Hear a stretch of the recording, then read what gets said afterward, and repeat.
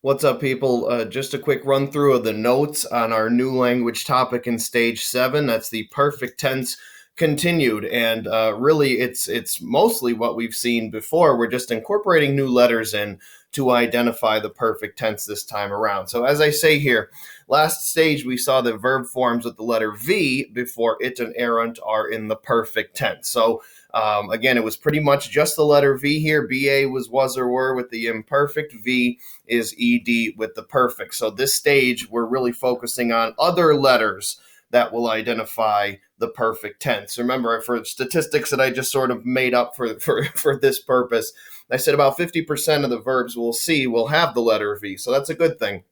But another about 45% of the verbs we'll see will have one of the letters that you're going to see in this presentation, and another 5% have none of the above, and I'll address that a little bit here before the notes are done. But the examples we've seen already, parat means prepares, parawit with the V means prepared.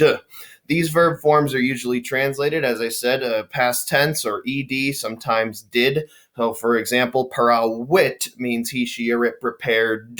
So the T ending still means he, she, or it.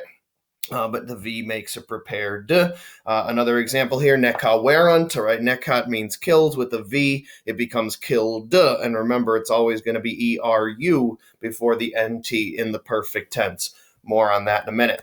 Now, this is what's new this stage, stage 7. This stage, we've seen that certain other verbs use the letters X or U or S or SS instead of V. So the full list, as of right now, of all the letters that before it and errant, which identify a perfect tense, would be X, V, U, S, or SS. So, for example, conspicit means catches sight of. Conspexit with an X means caught sight of. Apparit means opened. Apparuit with the letter U means opened. Mittunt means sends. Miserunt means sent. And discadunt means leaves or withdraws. Discesserunt means left or withdrew. And so those are the good examples here, really one of each in addition to parawit on the previous slide.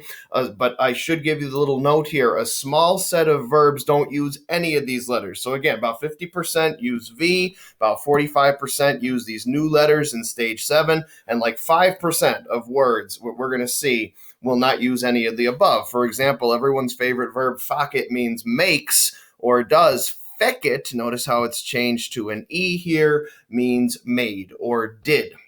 Now, that could be a little tricky because they both end in IT. You kind of have to know that this is one of the verbs that just changes like that. But one of the things that I think will help you is to use that little shortcut I gave you. This ERUNT always means they did something.